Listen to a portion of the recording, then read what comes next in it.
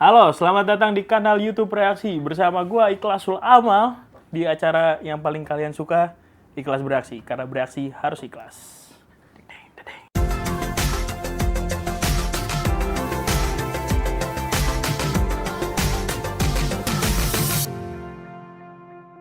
Belakangan ini rame banget soal yang namanya mural. Nggak belakangan ini sih sebenarnya, ini topik yang udah agak lama dan udah selesai. Tapi menarik bagi gue karena ini menyangkut dengan cara berpendapat dan demokrasi juga di Indonesia yang gue ngelihatnya sedikit miris gitu.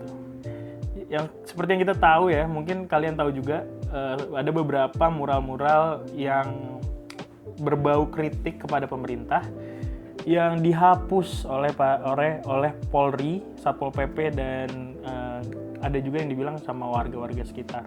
Beberapa minggu belakangan ini rame banget soal salah satu kesenian mural, salah satu kesenian yaitu mural yang viral juga gara-gara diduga mirip dengan Pak Jokowi, gitu ya, kira-kira ya kata-katanya yang benar ya. Nah, mural ini sangat menarik bagi gue karena yang pertama gambarnya bagus, yang kedua pesan yang ingin disampaikannya tuh dapet banget gitu. Salah satu contoh muralnya adalah muralnya Pak Jokowi, muralnya yang dikira Pak Jokowi mirip dengan Pak Jokowi dengan gambar ada 404 not found di matanya. Terus selain itu juga ada mural yang bertuliskan tentang dipaksa sehat di negara yang sakit. Terus juga ada mural yang di Bandung yang dikira juga mirip Pak Jokowi, itu pakai masker di mata dan hidung, gitu. Terus yang viral, bahkan kenapa ini menjadi besar itu salah satunya adalah karena polisi itu dianggap sangat responsif dan muralis-muralisnya ini sempat dicari dan diincar oleh polisi. Nah juga yang satu kasus yang menurut gue harus di point out dan yang harus kalian ingat karena bakal gue bahas lagi di sekitar akhir video ini adalah di Tuban, salah satu pembuat baju menjual baju dengan gambar orang yang dikira mirip dengan Pak Jokowi tadi itu dan dijual di Twitter yang akhirnya ditangkap dan harus minta maaf gitu. Disuruh minta maaf kepada publik lewat medsos patroli siber CCIC Polri.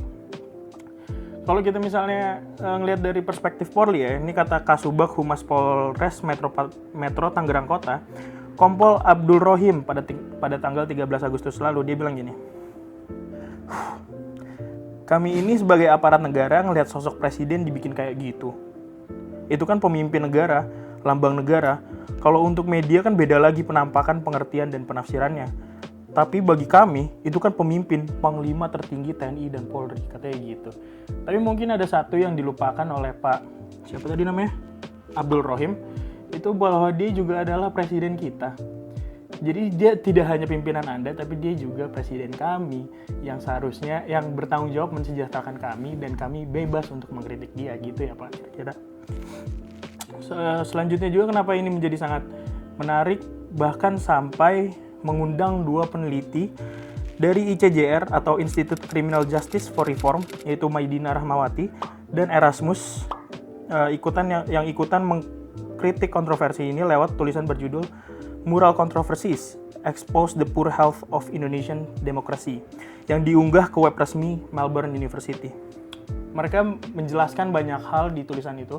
Salah satunya adalah kenapa keputusan ini menjadi keputusan yang sangat aneh dan janggal bagi Polri untuk sampai ngejar-ngejar para muralis-muralis ini. Salah satunya adalah dalih bahwa ini adalah mengganggu ketertiban umum. Menurut Maidina dan Erasmus, kalau misalnya ketertiban umum itu tidak harus dikejar oleh Polri, bahkan itu bukan kerjaannya Polri, itu adalah kerjaannya Satpol PP. Karena itu artinya melanggar perda dan bukan pidana gitu. Terus yang kedua juga adalah soal dalih polisi yang mengatakan bahwa ini adalah pencemaran nama baik presiden dengan dasar pasal 207 KUHP yang ternyata pasal tersebut sudah dicabut oleh MK pada 2006 lalu. Pencemaran soal nama baik presiden ini itu udah dicabut MK ya, tadi gue bilang 2006 lalu, dan bahkan Mahkamah Konstitusi menyatakan bahwa presiden itu tidak seharusnya diperlakukan khusus di mata hukum. Perlakuan khusus kepada presiden hanya sebatas protokol kepresidenan. Terus juga ngobrol masih sama di pasal yang sama soal pencemaran nama baik. Pencemaran nama baik itu hanya bisa dilaporkan hanya bisa dilaporkan dan dikabulkan jika dakwaan yang diberikan itu dari langsung oleh orang yang bersangkutan, yaitu Pak Jokowi, gitu kan. Jadi bagi kalian asosiasi pecinta Jokowi, relawan, Anda tidak bisa ikut melaporkan, maaf. Karena bukan saya yang bilang, ini dari 207 KUHP harus Pak Jokowinya yang langsung gitu yang ngomong, dan bukan orang siapapun yang mewakilkan Pak Jokowi, itu nggak bisa sama sekali. Mereka juga ini mereka tuh maksudnya Maidina dan Erasmus tadi, Bu Maidina dan Erasmus, itu juga mengatakan ada satu pasal lagi yang bisa dijadikan dalih oleh polisi untuk menangkap para muralis-muralis ini, yaitu adalah pasal 28 UU ITE, penyebaran informasi yang memicu kebencian dan permusuhan. Tapi yang gue suka dari tulisannya Bu Medina dan Erasmus ini mengatakan bahwa alih-alih menggunakan pasal tersebut untuk melindungi kelompok minoritas yang rentan, polisi kini tampaknya lebih peduli untuk melindungi pejabat publik dari segala jenis kritik. Bukan saya yang bilang, peneliti. Aman. Tapi sebelumnya gue pengen bahas juga, kayaknya kalau misalnya kita ngobrol soal kontroversi mural terus, kayaknya mural tuh menjadi sebuah kejahatan yang tidak langsung gitu. Gue pengen ngasih tahu lu dulu tentang apa itu mural, buat kalian yang belum tahu mural itu apa. Dilansir dari Mural ID, pengertian mural menurut bahasa itu diambil dari kata Latin yang artinya dari kata Latin murus yang artinya adalah dinding gitu. Dan secara luas pengertian mural adalah menggambar atau melukis di atas media dinding, tembok, atau media luas lainnya yang bersifat permanen. Jadi gambar apapun yang ada di bidang luas atau tembok dan sifatnya permanen adalah mural gitu. Dengan satu syarat, harus artistik, bagus, bergambar berwarna.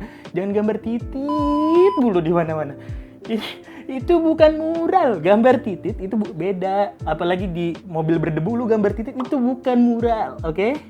Artistik, berwarna, bagus gitu. Oke, sip, aman ya? Udah sepakat? Dan pertanyaan kedua yang kayaknya paling sering ditanyakan, mural itu apa bedanya sama graffiti? Kalau mural itu dia gambar, bentuknya gambar, dan emang kebanyakan gambar sih gitu. Dan kalau graffiti itu adalah tulisan, biasanya gitu. Kalau mural tuh bebas lo apa aja, ada gambar, ada tulisan, itu mural. Dan graffiti itu hanya biasanya ada tulisan, kata-kata, quotes, dan lain-lain. Terus dari segi pembuatannya juga beda. Kalau mural tuh dia dipakai cat apa aja. Lu mau pakai cat air, cat line,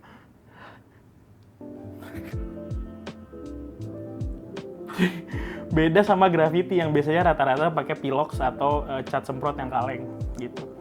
Mural juga itu udah lama banget, bahkan diperkirakan udah ada dari 31.500 tahun yang lalu. Kayak gambar-gambar Mesir itu juga bisa dibilang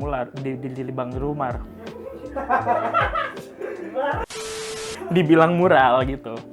Jadi udah lama banget, dan mungkin kalau kita ngobrolin soal mural modern, kalian pernah dengar yang namanya Pablo Picasso. Mungkin nggak tahu itu siapa, tapi pernah dengar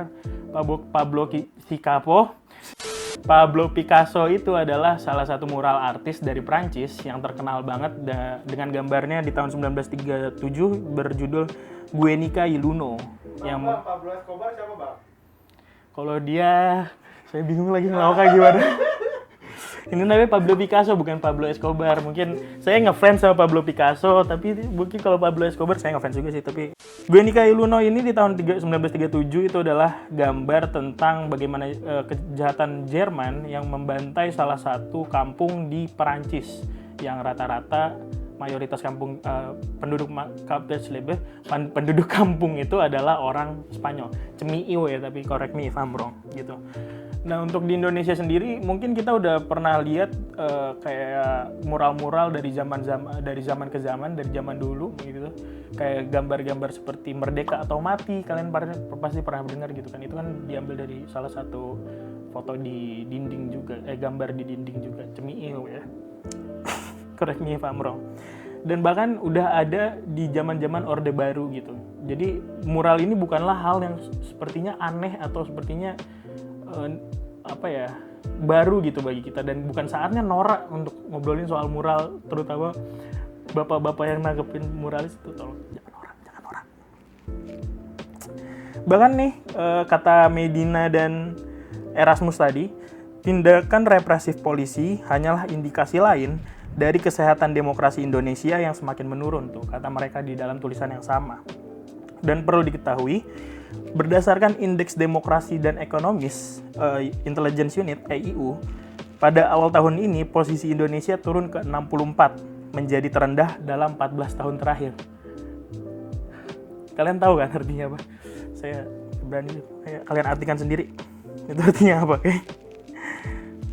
Nah, juga masih ngobrolin soal tadi kontroversi mural yang di awal. Dosen Hukum Tata Negara Universitas 11 Maret atau UNS, Agus Riwanto, menjelaskan bahwa mural-mural tersebut bukanlah sebuah hukum pidana, melainkan itu lebih melanggar perda, yang tadi gue bilang juga seharusnya Satpol PP bukannya polisi. Kata dia gini, jadi kalau itu dianggap sebagai melanggar, mestinya melanggar perda pada soal larangan tempat-tempat umum itu dijadikan sebagai tempat untuk aksi vandalisme, kata dia begitu. Jadi intinya tadi gue bilang, kalau ini tuh bukan hukum pidana dan Polri tidak punya urusan tentang mural-mural ini gitu. Tapi alhamdulillahnya tanggal 20 Agustus kemarin Pak Jokowi memberikan arahan langsung untuk tidak terlalu reaktif atau represif terhadap adanya munculnya mural-mural yang bernada kritik kepada pemerintah dan terutama Pak Jokowi gitu.